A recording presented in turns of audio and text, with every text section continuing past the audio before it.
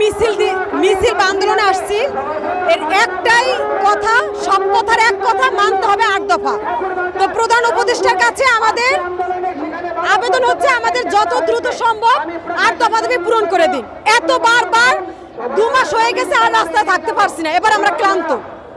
তার কাছে অনুরোধ, 8 দফা দাবি পূরণ করুন। আর তারা 8 দফা দাবি পূরণ করবে তো পরের কথা, আগে আমাদের 8 দফা দাবি কি সেইটা তো জানবে। কিছুদিন আগে আমরা তার কাছে স্মারকলিপি দিতে যাচ্ছিলাম, আপনারা কি জানেন এই কথা? 2টা স্মারকলিপির ব্যবস্থা করেছিল, একটা প্রধান উপদেষ্টার নিকট, আরেকটা রাষ্ট্রপতির নিকট।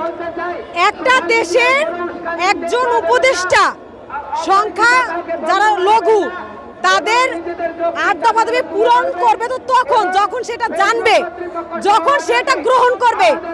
স্মারকলিপি দিতে গিয়েছি, উনি ছিলেন না, উনি দেশের বাইরে ছিলেন।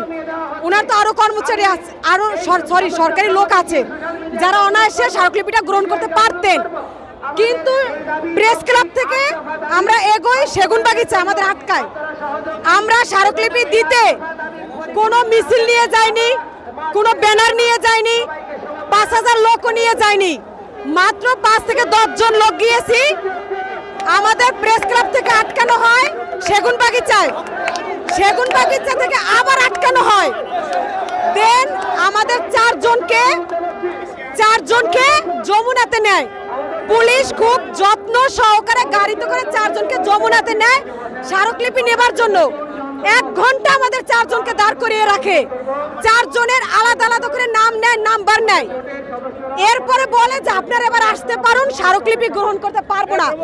স্মারকলিপি যদি গ্রহণ করতে নাই পারবেন পুলিশ সাহেব, তাহলে আমাদের কেন যমুনায় নিয়ে সার্কাস বানিয়ে দিলেন? কেন? আমি কি যমুনা থেকে আমি যাত্রাপালা করতে গেছি যে আমাকে পুলিশ সাহেব জিজ্ঞেস করেন আপনিও কি রাগ করেছেন?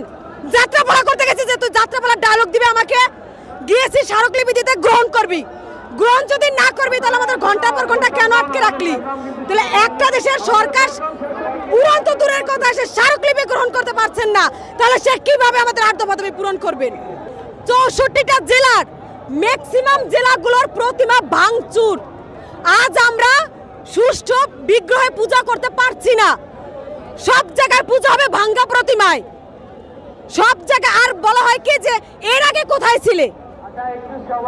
গত 15 বছর 20 বছর ধরেও তো হয়েছে, এর আগে কোথায় ছিলে? আরে ভাই, আমার বয়স 24 বছর। আমি আমার বিগত 23 বছরে 2 সরকারের শাসন দেখেছি, বিএনপি সরকার, আওয়ামী লীগ সরকার।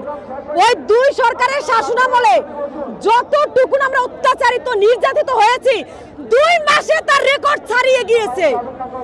আমার 23 বছর আমি যা না দেখেছি, 2 মাসে তার রেকর্ড ছাড়িয়ে গেছে।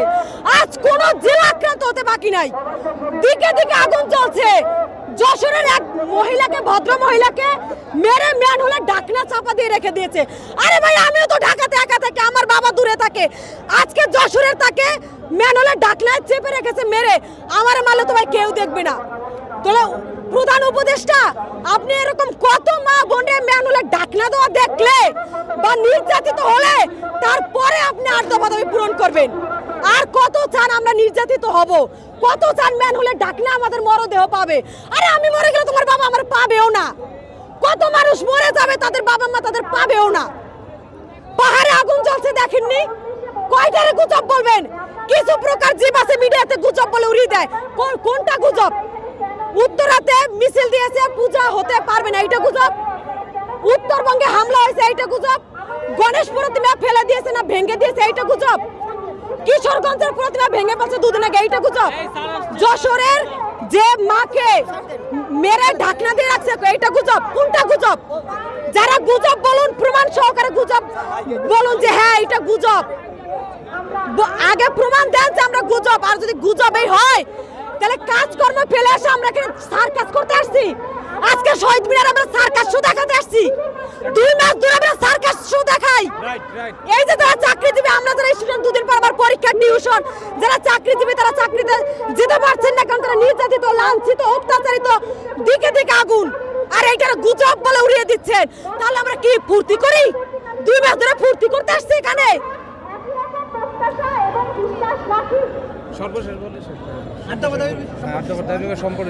আপনার কাছে রিকোয়েস্ট করছি, অনেক হয়েছে তামসা, অনেক দেখছি লীলা খেলা। গুজব বলবেন না, ধর্ম এবং রাজনীতিকে এক করবেন না।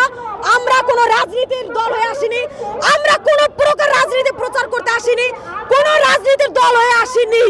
আমরা অত্যাচারিত, আমরা মারা যাচ্ছি, আমাদের ঘরবাড়ি পুড়ে যাচ্ছে, আমরা আমাদের অধিকার নিয়ে আসছি। আপনি আমাদের অধিকার অতি বিলম্বে পূরণ করে দিন, ব্যাস।